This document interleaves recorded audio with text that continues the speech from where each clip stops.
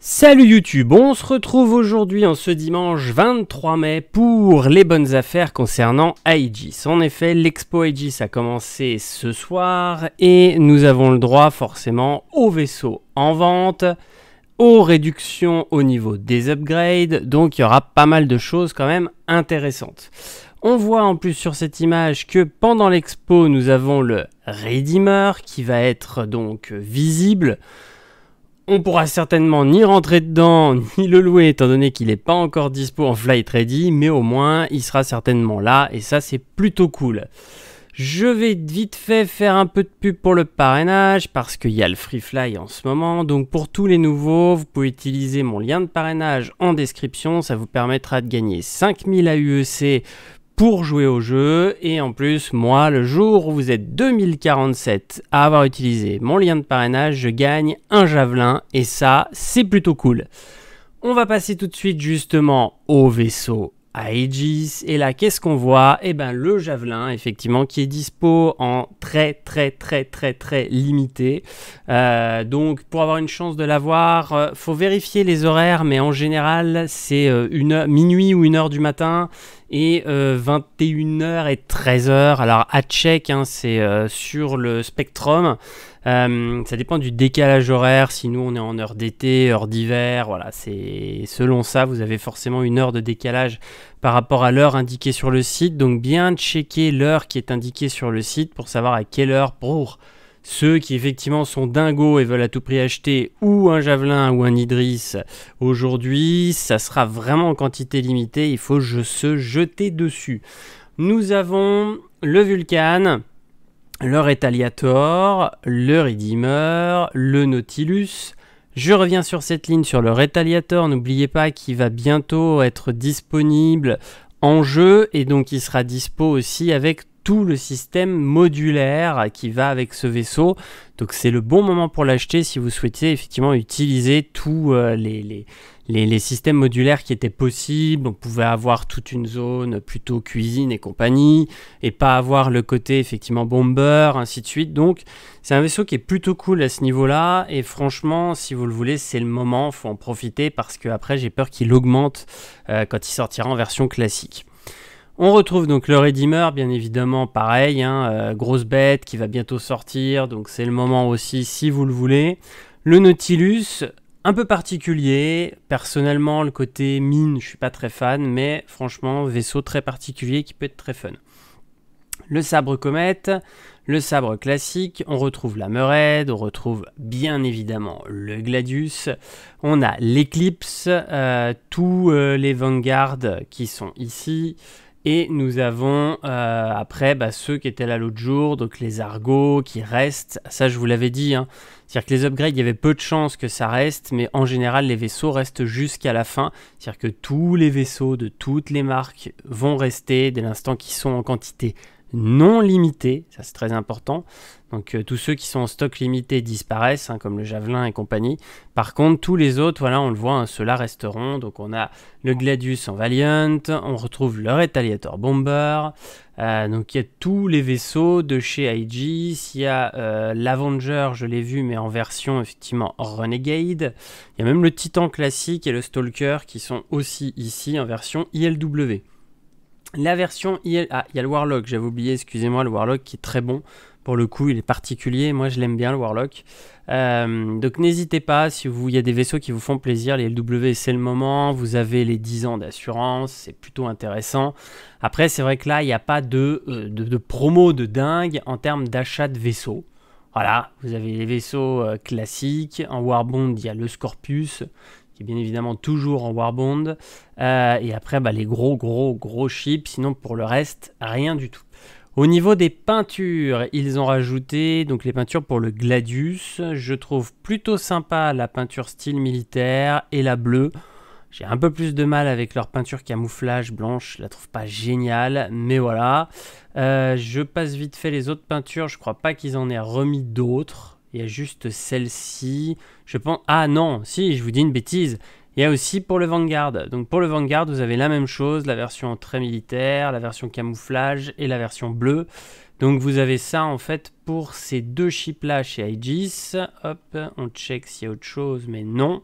Pour moi, c'est tout. Voilà. Donc, il y a pour ces 2 chips-là chez Aegis. Donc, si c'est des vaisseaux que vous avez et que vous aimez, n'hésitez pas. Les petites peintures, c'est du fric qui part en fumée, mais ça fait toujours plaisir. On le sait, on le dit souvent dans le gaming. Plus c'est inutile et plus on le veut. On a les packages. Au niveau des packages, vous avez donc forcément les 2 gros packs concierge. Donc, on a un pack à 9600 Warbond, à 10 680 en non-Warbond. Bon courage à celui qui claque la CB, en tout cas voilà, ils ont le mérite d'exister. En add-on qui est déjà sold out, et ça, bon bah ça va de pair avec effectivement la sortie de l'Idris là qui est en limité. Vous avez la possibilité d'acheter effectivement le package d'armes pour l'Idris. Donc là, on a effectivement tout le détail des armes qu'on peut acheter, donc qui sont intégrées, je veux dire, au package. C'est un choix, il n'y a pas grand monde je pense qui a l'Idris, mais en tout cas voilà, si vous voulez ce pack là, je pense que c'est pareil, c'est un pack relativement rare. Ça peut être très intéressant si vous voulez l'Idris. On a ensuite toutes les fringues, donc, bon là rien d'utile, hein, soyons très clairs, mais pareil, s'il y a des gens que ça fait plaisir d'acheter des fringues dans le jeu, allez-y, je ne suis pas là pour juger, mais franchement, voilà, je pense que c'est dommage parce que dans le jeu ça coûte rien et que ça c'est des trucs à acheter dans le jeu, pas à acheter là quoi. Après c'est voilà, c'est un choix mais sans déconner, moi je pense sincèrement que ça faut l'acheter dans le jeu et pas là-dessus. Au niveau des upgrades, alors hop on va prendre le plus pourri, le S ça permet d'avoir tout, comme ça on peut tout regarder. Alors, je me permets de rattraper la première vidéo que j'ai faite. Ils étaient en retard et donc il y a eu effectivement un autre Warbond que notre ami Polaris. Il y a eu un Warbond au niveau de l'Andromeda qui malheureusement a disparu tout de suite. Donc, on peut estimer, on va voir si c'est rectifié dans la nuit ou dans les jours qui viennent, mais en tout cas, comme le Polaris, j'ai plus le Warbond non plus, donc je pense qu'en fait ils virent chaque jour les Warbonds comme ils ont fait à la dernière expo, ce qui veut dire que malheureusement tous les jours vous aurez 1 ou 2 Warbonds qui correspondent à l'expo du jour et donc aux marques du jour, mais vous n'aurez plus accès à ceux de la veille.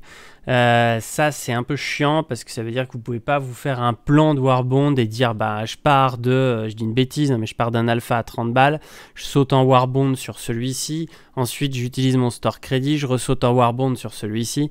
C'est une technique de dingue, ça marche super bien. Là malheureusement il faut anticiper, c'est-à-dire qu'il faut acheter vos petites upgrades Warbond au cas où elles puissent vous être utiles par la suite, et ça c'est un peu dommage parce que vous n'êtes pas sûr qu'elles vous soient utiles, mais en tout cas voilà, ça peut être intéressant parce que ça fait toujours des économies. Je sais qu'avec des chemins comme ça bien définis et propres, à la sortie du Karak on pouvait avoir un Karak à moitié prix, là le Polaris c'est pareil, il pouvait, en se démerdant bien, en ayant pas mal d'upgrades de sauvegarder, on pouvait largement avoir un Polaris à moins de 500 $. Donc il y a vraiment cette astuce-là à utiliser. Là, malheureusement, donc vous avez des upgrades sympas. Il y a le Nautilus, vous avez la Meurette qui est dispo, on a l'Eclipse, on a les Vanguard, on a le Bomber qui est dispo. Donc voilà, on a tous les gros chips de chez Aegis qui sont là aussi. Mais malheureusement, le seul à avoir une Réduc, et alors la Réduc est vraiment, elle est rikiki, c'est le Gladius, voilà, donc le Gladius, vous avez effectivement pas grand chose de réduc, il y a quoi, 12 $, c'est ça, ouais, donc ça fait mal, mais c'est toujours ça d'économiser, je suis d'accord, mais voilà, ça fait vraiment pas grand chose, mais ça fait toujours ça d'économiser si vous avez le projet d'upgrade un petit chip. Ça vaut le coup d'avoir ces upgrades là parce que ça vous permet de faire des économies au fur et à mesure. Alors là, pour l'avoir et que ça soit intéressant, je vais me mettre sur All, ça permet de faire les calculs. Ça c'est une petite astuce que je vous conseille, hein. Passez sur All Chip, vous allez choper un chip qui est un peu moins cher et qui est souvent dispo, parce que c'est l'intérêt, hein, c'est qu'après vous puissiez les utiliser, hein, ces upgrades, sinon ça ne marchera pas. Là je pense que malheureusement il faut passer sur quelque chose à 75 pour pouvoir en profiter, voilà. Donc là vous êtes à 75 sur le Haro et pour 6 vous avez un Gladius.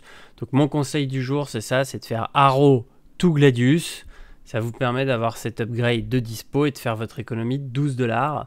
Parce que si on prend en dessous du prix du au-dessus du prix du haro. Qu'est-ce qu'on a? On en a un à 80. Logiquement, vous n'avez plus la réduc. Voilà. Parce que forcément, la réduc est de 12 $ et non pas en dessous de 10 $. Ce qui fait que là, bim, on n'a plus la proposition. Donc, haro tout Gladius, très bonne stratégie. L'haro est tout le temps dispo. Vous êtes tranquille. Ça vous permet d'avoir effectivement une upgrade en perma dispo qui vous fait économiser ces 12 $. Et ça, c'est plutôt sympa.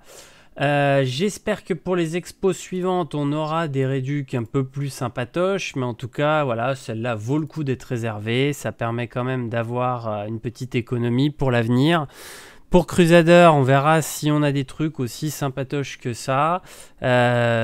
Pour l'expo, je fais ma vidéo, je pense ce soir ou demain, pour vous montrer un peu donc la tronche de l'expo. Et puis voilà, et puis on se retrouve donc pour le début de l'expo Crusader le 25 avec les bonnes affaires en espérant qu'il y ait des trucs de dinguerie et que je puisse vous faire économiser de l'argent.